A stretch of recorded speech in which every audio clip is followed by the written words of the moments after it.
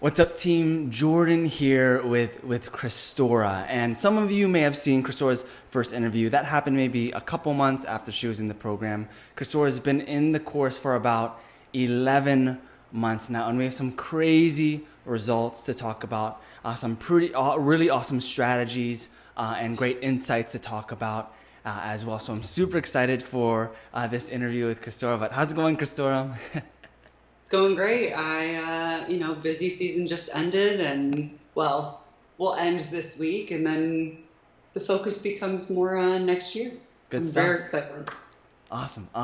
So yeah, Yeah. let's dive into some questions and give a lot of these students a lot of value and everything. So, even before, for those of just hearing about your story a little bit, so can you share a little bit about where you were before joining the WLMA and what your results look like now? Sure. So when I first started with the WMLA, I had consistently for probably 5 years been making about $60,000. And that was senior photos, family photos, newborn photos, which I hate, wedding photos, engagement photos.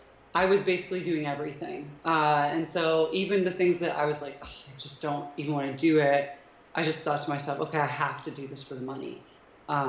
So last year in 2019, I pulled in, I think, $62,000. And since November of last year, I am currently at $151,500. Yes. So more than double what I've ever made with photography, which is incredible. And I was able to get rid of, I now say no to newborn photos. If it's not somebody that I know is going to work well with me, I say no to family photos. I've been able to pick and choose who I want to work with. It's just a completely different methodology, and it's changed the way that I value myself and the way that I value my business. Love that. So basically 150,000 in sales in 11 months. Is that correct? That's right. That's right. insane. Love that.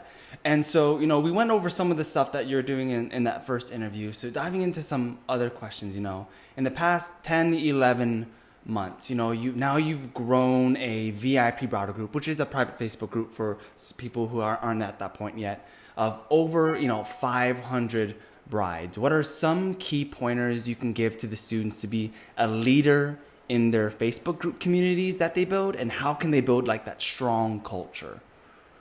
So first, I want to kind of say that I have a love-hate relationship with social media. Yeah. I love going in and getting some inspiration.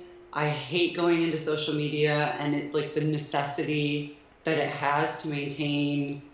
You have to actually maintain like a presence that's on social media, and I don't really care that much. Like, if I'm being completely honest with everybody, I don't care that much.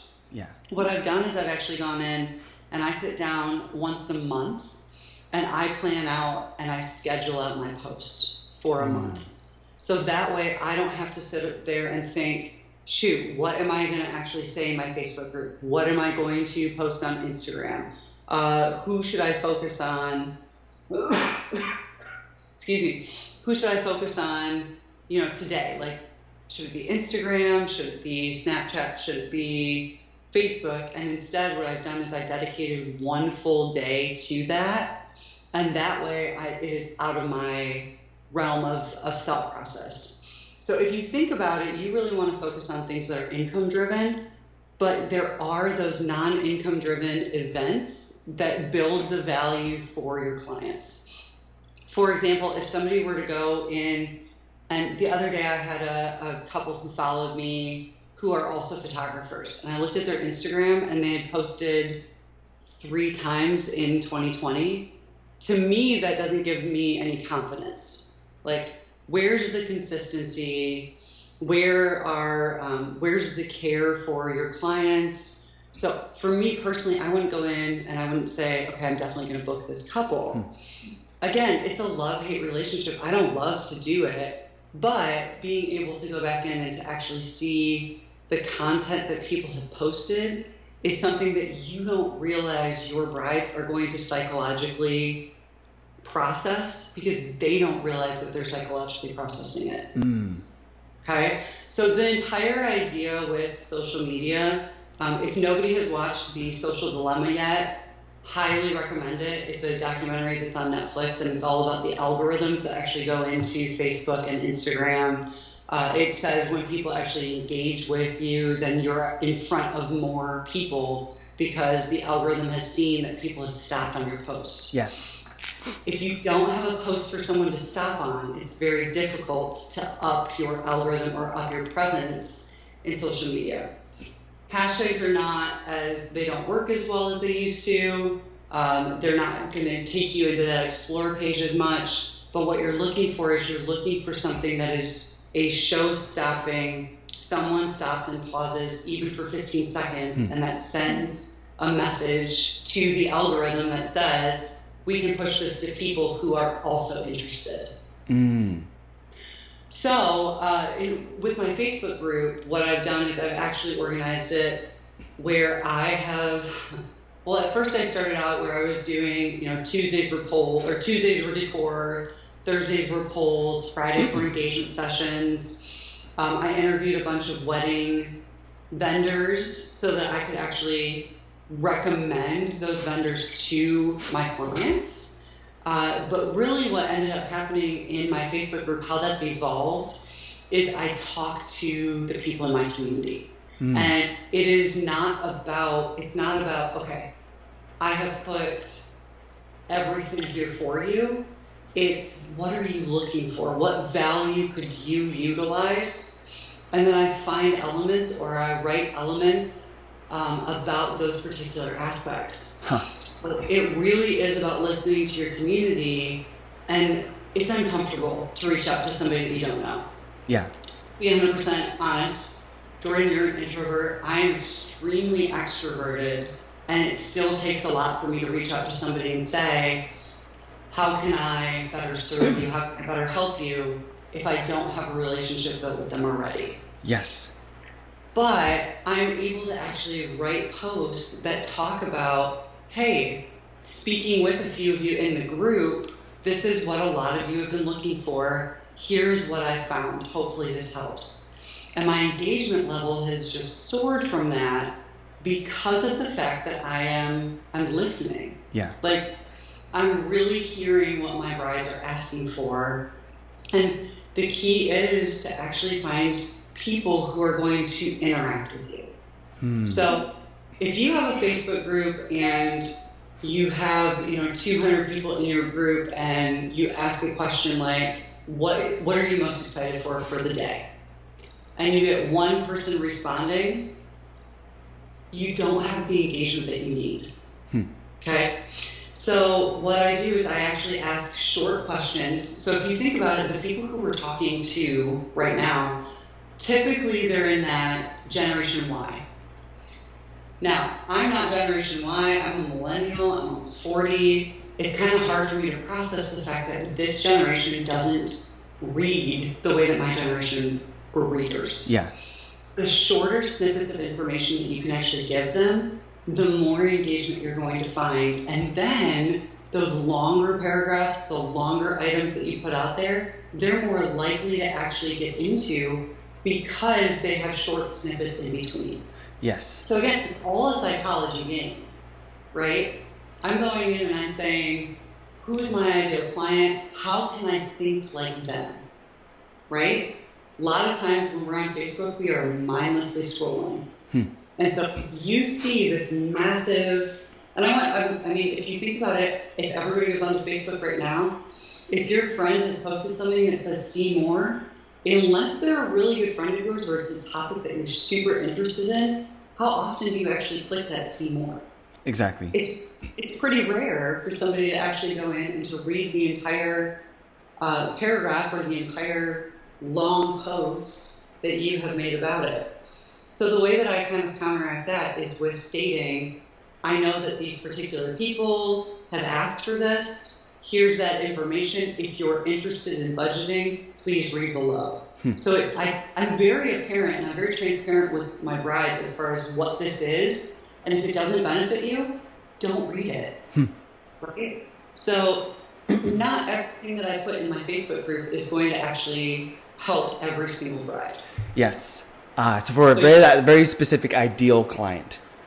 Exactly. Yes. Exactly. So, for example, like I put in there a budgeting worksheet, but my budgeting worksheet was actually geared towards a higher end bride. So if somebody was going to go in there and they were going to say, oh gosh, well, I wanted to spend $10,000, none of my budgeting tips were below $10,000. Yes. Because that doesn't help you. It's not me. It's just not.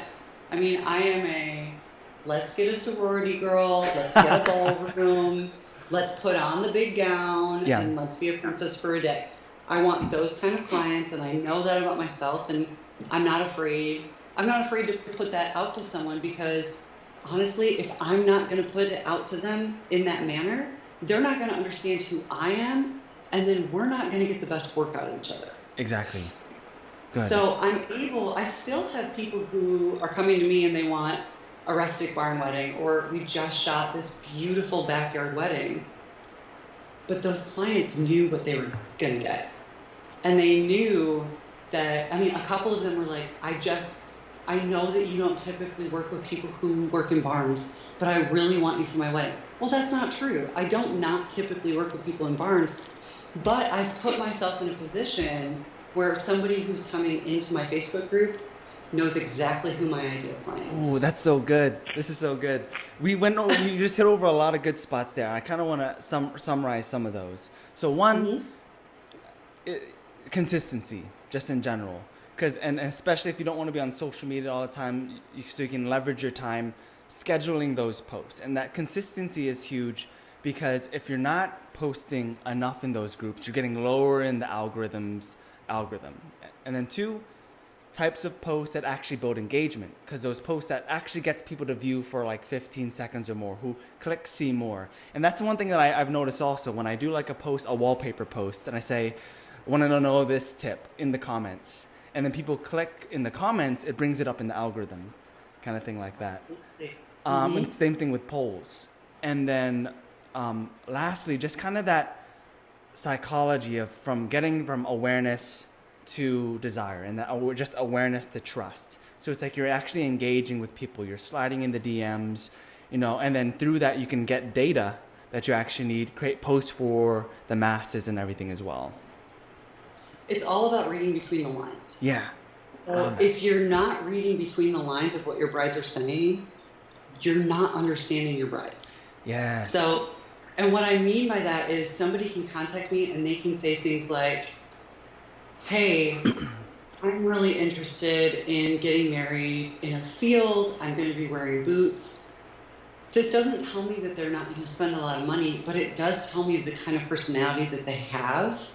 And so with that personality, I can tailor my responses towards getting the value for them that I have actually seen over the years. Yeah. That a bride of that sort that I like to work with.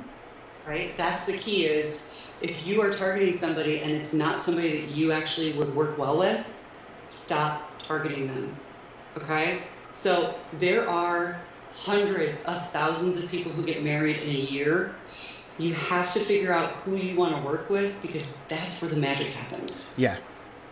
It truly does. When you're able to actually say, I had a girl who reached out to me yesterday, or I'm sorry, not yesterday, maybe 2 days ago. We met for a Zoom meeting. We talked about her budget. She told me her budget was $1,000, and she's getting married at this incredible garden that I know what the pricing is. Yeah. I know how much it costs just to rent it. And so I knew that even though her budget said $1,000, she's not a $1,000 bride. Yeah.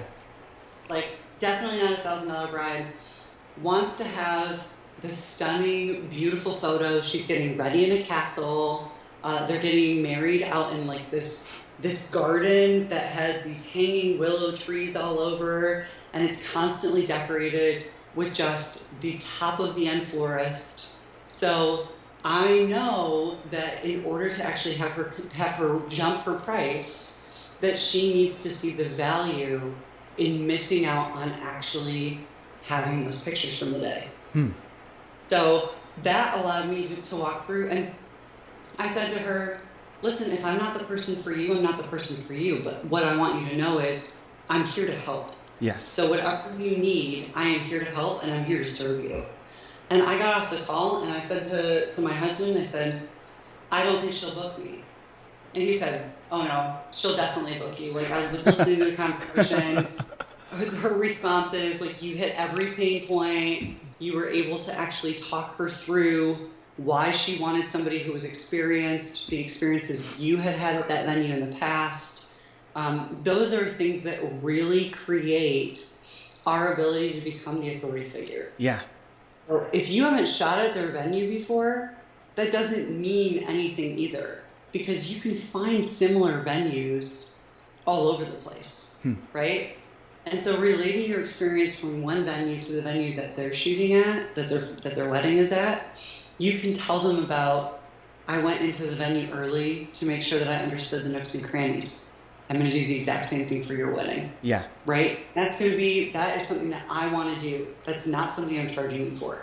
Like, I want this to be the best experience for you, and so I will be the one doing my homework. Exactly. So being able to get those people to understand, you get a cheaper photographer, you don't get the experience, you're missing out on some of those photos that maybe you wouldn't get otherwise, and if you don't book me, it's okay. Like, that really is the key, is if somebody doesn't feel the pressure as far as, oh my gosh, I have to book with this person because they were pushing me, they were pressuring me, they were sending all of these elements my way. Yeah. I don't know about you, but anytime that somebody tries to sell me, immediately I can feel my body going and tensing up, and I'm pulling away from that particular Yes, even if you want the product, you know, yes. even if it is a good product. And what I'm getting excited, I'm getting a little bit of goosebumps right here because what I love is, like, you deeply understand the psychology of it all.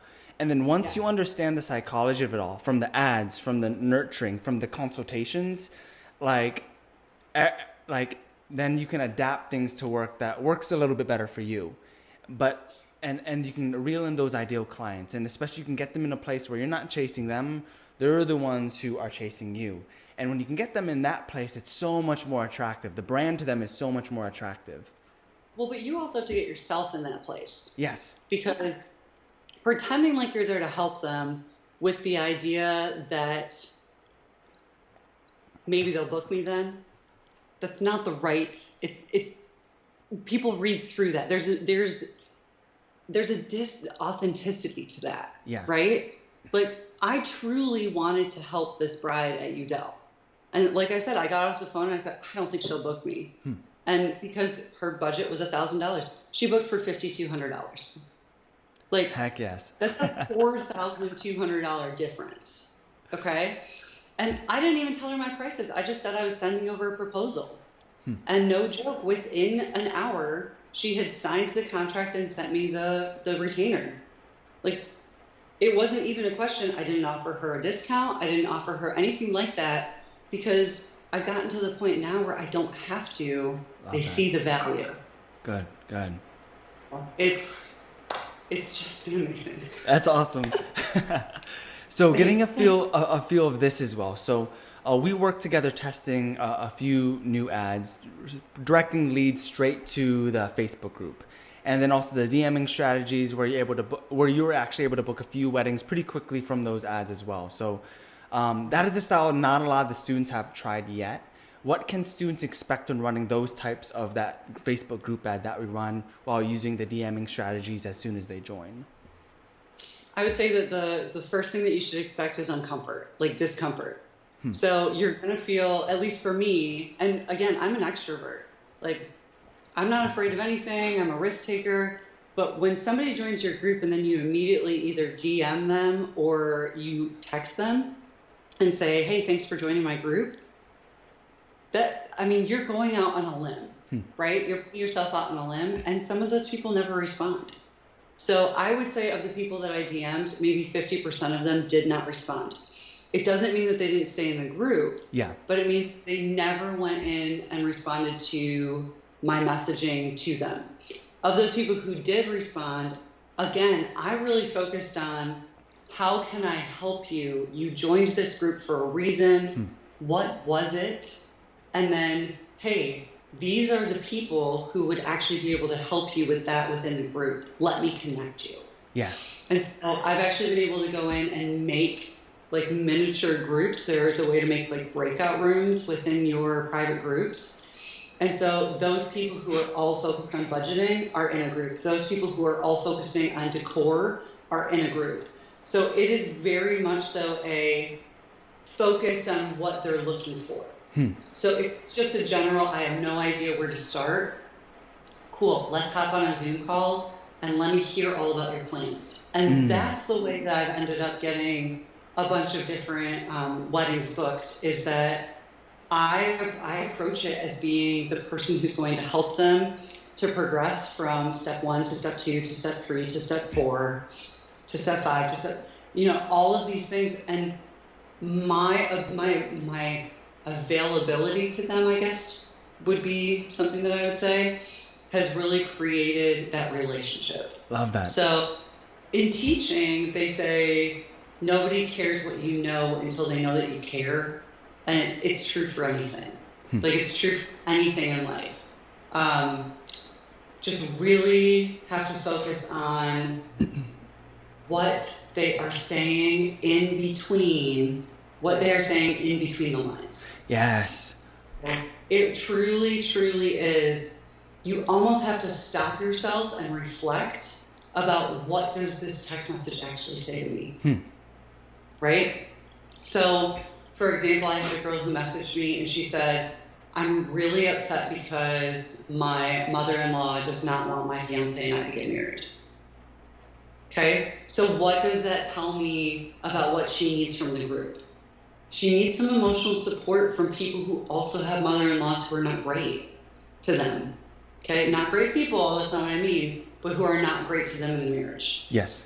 So there has to be this vulnerability and openness that you create, because if you're not willing to be open and vulnerable, who's going to be open and vulnerable in your group? You're the leader.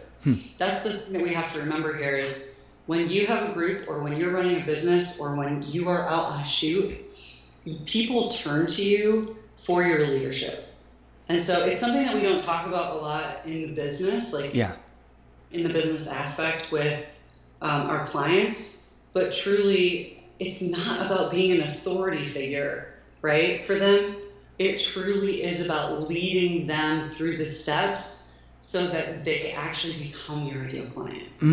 I love that. One thing I wanted to mention, kind of what I experienced, like when doing those DMing processes. Well, like for me, I would experience about 50% people reply. So 50%, the ones who don't reply doesn't mean they're not interested. Often they're very early in that customer journey, or they just know about you. They're not interested yet. So those are still great. Then there's the ones who they take it to the next step. They engage in the conversation, and this is the opportunity where you can serve.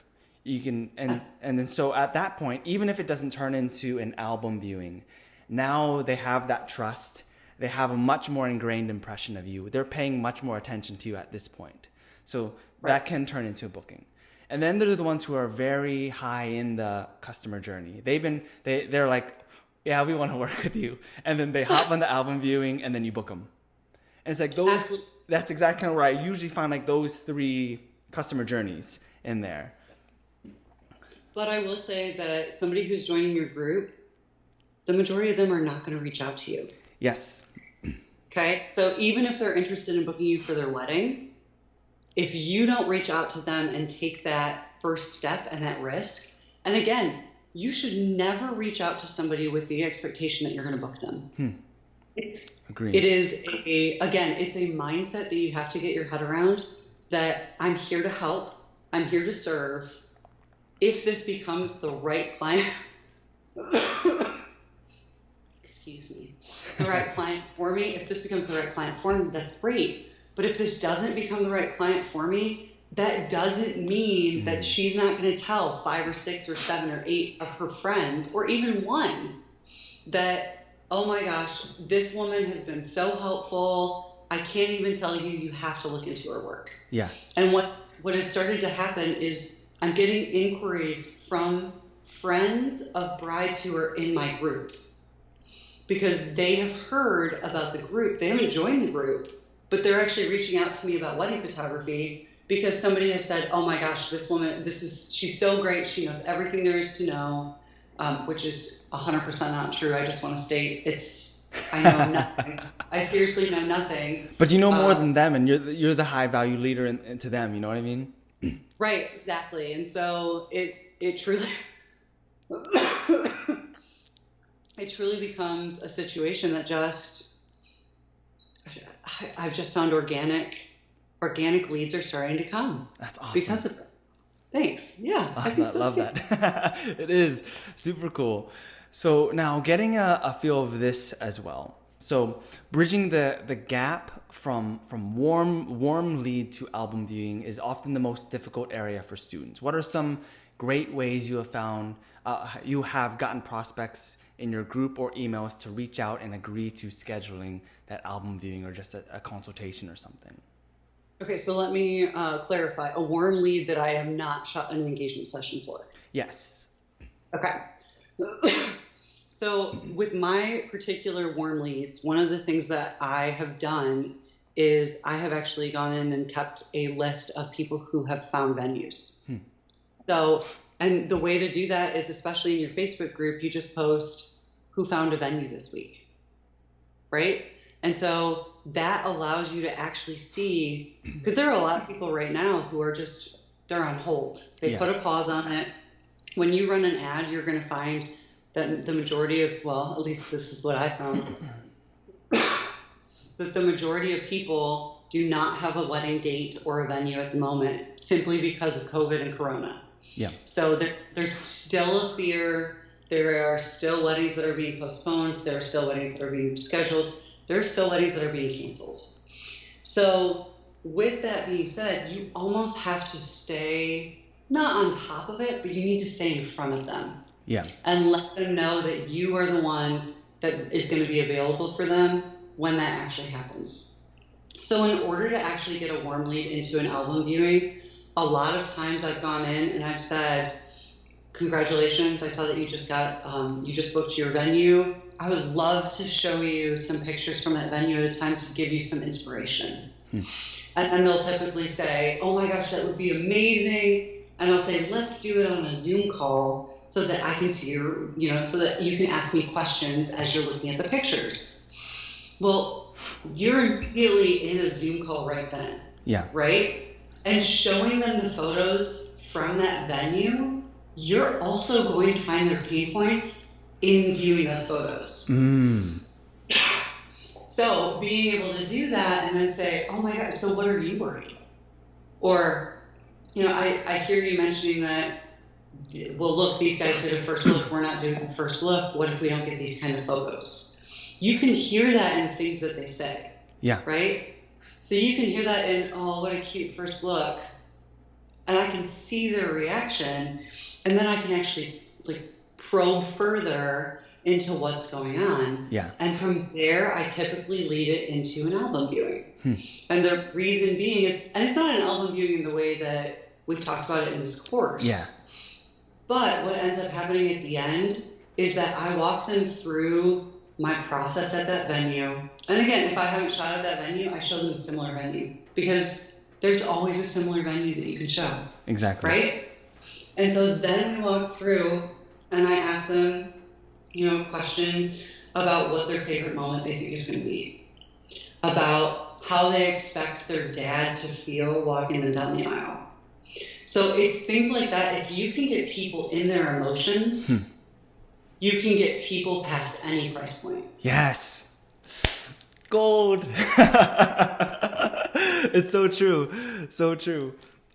And I think a lot of times we try and ask people questions like, what are you worried about on your wedding day? No. Don't ask them what they're worried about. Have them tell you, what picture would you be sad if we missed? Okay? Because it's a different way of saying worried, where you're not going to cause an anxiety in them, but instead you have them thinking about one of the happiest moments in their day, because typically they want their happiest moments captured, right? Yeah. And so the idea behind an album viewing for me is to consistently redirect them towards those most important moments to them. Because the most important moment to me probably is not the most important moment to them. Exactly. The most important moment to their father is probably not the most important moment to them. But they're the ones who want to know. They want to know that you're going to be there for those important moments. And what you're doing by actually asking them is you're building the trust that they have in you, as far as that they're not going to miss it. Yes. So when you actually say that, you're saying to them, I care what you want to have. And I'm going to be there for that particular moment. Don't worry, because, I never use worry. I never ever use worry in my album viewings. But I always say, well, I have great news for you. Like, I've never missed a moment that mattered to a bride or groom. And I have a shot list. So I particularly have a shot list that I've come up with from the last, 5 years of doing weddings. And I will send that to a bride and groom 2 months before we meet for their timeline meeting. And that's their only piece of homework that they have to do for that timeline meeting. Yeah. What I have them do is I have them go in and check off the top 15 photos that they want taken. There's a list of probably 300, 400 shots. And we talk about this during it. This tells me what your most important shots are, and it takes away the stress on the day, because I've been able to actually see which areas we just have to be there for. It doesn't mean that I'm not going to get everything else, but what it does mean is that I know what to focus on. Yeah. And I ask them to tell me about the different details that matter to them, because then they're not trying to think about, oh shoot, well, I never got a photo of my grandmother's ring. I forgot to tell her that the inside of my ring was engraved. I forgot that, that my groom, on the back of his tie, it says, I love you forever. Yeah. So things like that they add to the shot list. And then again, the day of, it makes it so much easier because they know that I have that information. I asked for that information. Yeah. There are plenty of people out there who don't, like, you just show up, and yes, maybe you have a timeline for the day. Maybe your brides or grooms have given you a shot list. I know plenty of people that don't work from a shot list. I don't work from a shot list either. But what I do have are those 15 pictures. That's awesome. That I quickly have, like, saved in my phone that I can just quickly look at and say, shoot, we didn't get this. And then I'm not going to miss. It keeps me on schedule. It keeps the bride from being stressed. It just, for me personally, it's really worked well. And I have sent that to brides before that I'm not going to work with. Yeah. Because honestly, it's going to make it so much easier for them on their day too to be able to give that to somebody. And what do I care? I don't care if they have a shot list in front of them of what a typical shots are from a bride and groom. I just want them to feel like there's zero stress. Exactly. One thing I really love about you, Christora, is which is huge when it comes to not just that, like, the middle of the funnel and like that nurturing, but when it comes to the album viewings is conviction. Like, and like, let's say if you're not an articulate person, or maybe you don't know the script very well, conviction in your worth will do 50% of the work.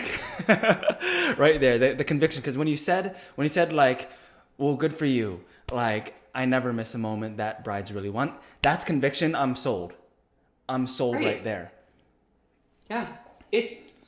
So, and if you don't have the belief in yourself, you need to start to develop it. Post-it notes all around your house, that say things like, I got this, I'm worthy, I believe that I can be successful with photography. I never miss a moment. My couples love me. Because you're going to get a negative review at some point. Yeah. Right? It's just going to happen. And you have to realize that if you've done the best that you can do, it doesn't matter. It wasn't your ideal client. And yes, we want our clients to be happy, but our worth as a photographer and our worth in our businesses is not drawn from the reactions of our clients. It's drawn from our self-esteem, our self-confidence, and knowing that we deliver the product that we say we're going to deliver. Every time that you actually stand behind, or you determine that I'm going to do this, and then you follow through, you've actually built that confidence in yourself. Yeah. So and it's a suggestion that I have to everyone, is start with one thing that you can do, a small thing that you can do, and take the time to actually celebrate when you accomplish that small thing. Yes. Because I think a lot of times, especially as business owners, we go through and we say, you know, this right here, this was just a stepping stone to get to the next one. And just keep going and plow ahead. And if you're not stopping yourself to actually celebrate those small victories in between, whether it be an income generating event or a non-income generating event, you know, you sit down today and you make 30 posts on Facebook over the next 3 months. You need to stop yourself and you need to say, I did this for myself today. I need to be proud of myself. And I actually followed through on what I said I was going to do. So giving yourself that, I guess it's grace when you don't follow through, but also giving yourself the praise that you deserve for actually putting a plan in place and accomplishing one step, that builds toward that conviction. Because conviction is truly confidence. Yes. And there's a difference between being egotistical and there's a difference between confidence. So confidence doesn't say, you know, I'm the best. But confidence does say, I believe in myself. So you have to really know yourself to have that kind of confidence and to find that conviction within those statements that you have in an album viewing. Yeah, that's so true. 100% true. And one thing I wanted to point out that I really loved as well is like, say, you know, when you hop on these Skype calls, it's not necessarily an album viewing. And one of my mentors told me that, like, don't get caught up in the one call close or the one call sale. And so what I loved is you weren't attached to the yes. You're just in there serving. You're in there figuring out what their needs are. And at that point, maybe it can turn into the full album viewing and you book it. That can happen. But sometimes, you know, they just need like a few weeks. They end up booking the real consultation, but you've already done half the work. 100% easier at that point right there. And like, yeah, and one thing I've done is, you know, like, especially when it comes to like album viewings and stuff, when you're listening, stop trying to sell them, you know, to those things that you think are important. Listen and just talk about what they want to hear. Yes, absolutely. I've sat in on a couple of different students' album viewings. Like I've asked them, so we've done some like one-on-one mentoring, and I've asked them to walk me through their album viewing. It's a problem in the album viewing if you're the one who's doing the majority of the talking. It should not be you doing the majority of the talking. It should be you are inquiring as to what matters to your clients. And so the more that you can actually get them to talk, the more that they are going to become invested. That's key. That's key. It plays on our psychology as a narcissistic being. Yes. I mean, you have to know that the more that you can actually play into others' egos, and it sounds manipulative. That's not what I mean it to be. But you have to understand that, in particular, this is the day where everyone's going to be watching them. This is the day that's going to be all about them or their mother, one of the two. But being able to actually understand and let them talk. I met with a bride and bride the other night to go over their timeline. And one of the brides was like, I'm so sorry she's talking so much. No, this is perfect. And I found out all the family dynamics. I found out the backstory of the family. I understood better where to position people during family portraits. Like, why would I want her to stop talking? I'm gathering information during that time when she's speaking. And if you're not a person who can process information like while someone is talking, you have to figure out how to learn that. Because it truly will change. It will change what you hear when somebody speaks. Yes, that's so true. And it's more, instead of thinking so much about what you're going to say next kind of thing, really listening and kind of actually reacting more to what they're saying, using your intuition in that area right there. Absolutely. Good. So yeah, I love this topic. I can keep going on about this, but then the next question I wanted to ask was, COVID has been a tough time for many businesses, especially wedding photographers. Yet much of your growth happened during, this pandemic time. How did you conquer that COVID obstacle? So I think one thing that I've done a little bit differently than what originally was suggested in the actual course. I ran an ad in July. I didn't choose 3 winners from that ad. I chose 35. Yeah. So now, given I had 258 submissions, which is a lot. Yeah. However, of those 30 people who I chose, I was able to. I booked 24 of those. They were highly qualified. I went in and I figured out, hey, who do I actually want to work with? That's a crazy conversion rate. It's a really good conversion rate. Yeah. And two of them still don't have dates yet. So, one of them has already said that they're going to take me to Mexico for their destination wedding. So it's just a matter of whenever they figure out when they want to go. The other one, who knows? But it doesn't matter. It doesn't matter. But with the growth with COVID, a lot of it came originally from non-income generating tasks. So placing that discipline on myself to update my Facebook once a week, to update my Instagram once a week, to blog, to reach out to venues. So one thing that I did during COVID was I reached out to all of the vendors that I either had worked with and loved or that I wanted to work with in the future. Yeah. And the way that I approached that was I actually went in and said to them, I am so sorry that this has affected all of us. I would like to be able to recommend you to my current and future brides. Would you please fill out this questionnaire? And what I did was that actually established me as, again, an authority figure, but not in the mind of my brides, in the mind of other vendors. Ooh, I love that.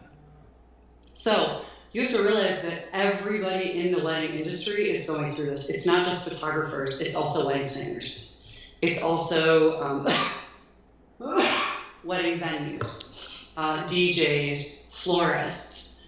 They are all struggling. I mean, shoot, I was in the grocery store yesterday, and all of the cosmetics are half off because nobody's dressing up and nobody's wearing makeup anymore, right? Because we're all at home. So it's just one of those. Thinking outside of the box, I really believe is what led to the boom in growth that I showed. And I would say in April, I think I was at $45,000. So since May, from May to October, I've made $100,000, which is beautiful. I mean, great. I'll take it. That's awesome. That's awesome. And now also, what is one piece of advice that you can give students in the WLMA to get better results as well? I would say that your program is incredible as a backbone. Yeah. But you have to build from the backbone. And everything that you say works for every single person. Yes. Right? So the way that Jordan frames his album viewings is different than the way that I frame my album viewings. Because I took the time to figure out who I am also what I'm aiming for with my ideal client. There are clients out there who, if you ask them, hey, what's your pain point? They won't even know what you're talking about. Yeah. Right? So you have to figure out what are the pain points that you see that happen. How can you change that into an emotional question? But again, this is what works for me. This might not be what works for every WMLA student. Exactly. Okay? And then I would also say that this is just a starting point. So you have to find other ways as well to get outside into the community, to make connections, to find people who come in organically. You also have to figure out how to differentiate between the people who want free things and the people who want value. Yeah. So I think that's probably my biggest piece of advice is figure out a way for you to find those folks that aren't just in it for the freebies. Yes. Because you're going to get a bunch of those. With the way that the ad is structured, you get a bunch of people who are coming in and they are there because they want to win something. And you know what? That's okay. We all want to win something. Let's be honest. Exactly. Right? Like, I want to win a house. I wouldn't mind winning a free pair of shoes. Like, free is free. However, it's your opportunity to create value for people who might not have known about you before. Exactly. So that's really the biggest piece of advice I have is figure out your value, find ways to actually portray that value to your future clients, and then you should see a real return on that. Love that. Love that. So it's like finding that, using a framework and then morphing it into who you are and who your brand is. And that's one thing I would say too. I talk a certain way. You know, it's like I talk a certain way. And one thing I've learned is everyone sees the quantum realm in a different way, in a different angle. Mm-hmm. And when you can figure out who you are, like what you did, you can re-angle those things, and you'll find that those ideal clients will resonate with that so much more. Which I think is beautiful. You're talking about Joe Dispenza right now. Yeah. I love his books. It's so good. and what was the other thing that you said as well after that? About the value? Oh yeah, about the value. Just kind of summarizing. Oh, so I mean, if you can get somebody to understand your value, they're not there for a freebie anymore. Yeah. But there are people who will show up who automatically are looking for value, and then there are people you'll have to convert to actually understanding the value, and you will lose some of them. Yeah. Like, there is never going to, at least there hasn't been for me so far, 100% conversion of a free engagement session. And so if you go into every engagement session and you expect that they're going to book me, first of all, you're not serving them in the way that you should be. Second of all, being able to walk into a session with a couple and understand that this can be the best thing that they've ever done, right? This could be the best moment that they've had to celebrate since they got engaged. And take away the idea of anything else.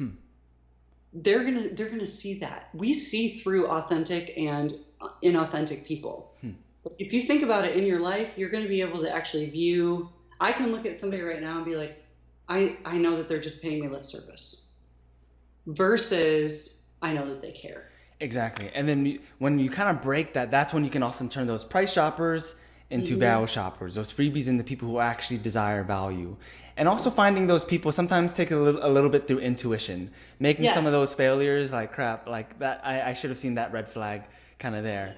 And then you can see it later on. But this was such an amazing interview, Christora. We have to reflect. Yes. Like, people have to reflect on, if you're not stopping after every session and saying, what did I do well, what did I do poorly, you're missing out on opportunities to actually process through what you can do better in the future. You just end up doing the same thing over and over again. Yeah. Exactly.